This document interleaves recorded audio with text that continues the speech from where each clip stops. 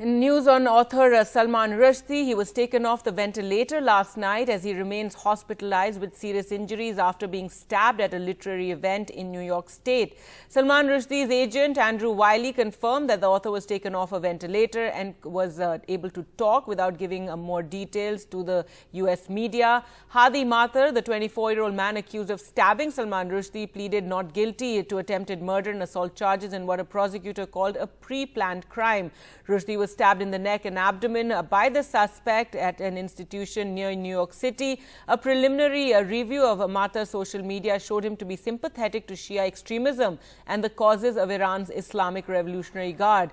Rushdie has spent years in hiding after an Iranian fatwa ordered his killing. His 1988 book, The Satanic Verses, was considered by some Muslims as disrespectful of Islam and the Prophet Muhammad.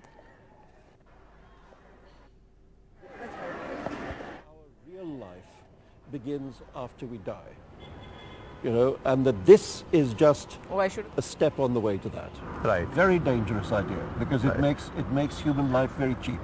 Sir Salman Rushdie, a man whose words have created a literary storm for over 5 decades, who's both a celebrated author and a controversial writer, who has loyal fans and staunch critics.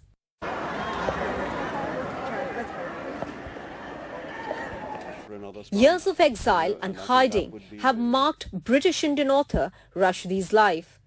This after a fatwa or a decree was issued against him in 1989 by the then Supreme Leader of Iran, Ayatollah Khomeini, over his book, The Satanic Verses. There was a bounty announced for his head. The British government had to provide police protection.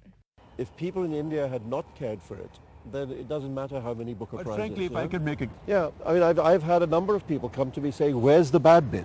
India was one of the first to ban the Satanic Verses, the country of his birth. He was born in Mumbai 2 months before India's independence.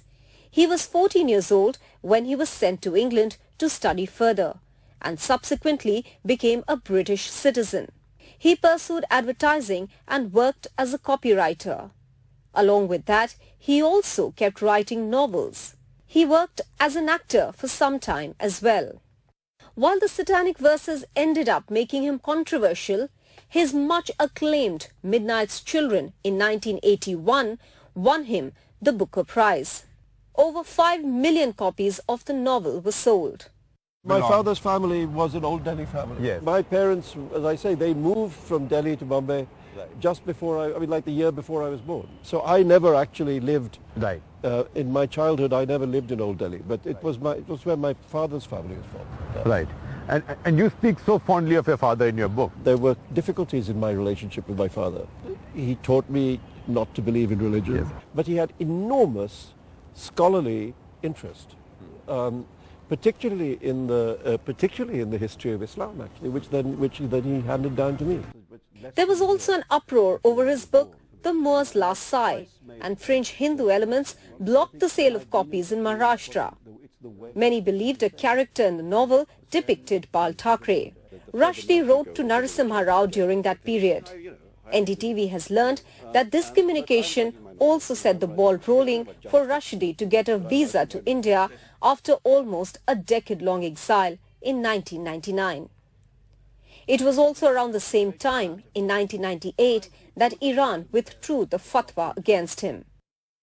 But despite decades having passed, the shadow of the past has harmed Rushdie and the literary world in a shocking and horrifying manner. With Rohit Vishwakarma, Maha Siddiqui for NDTV.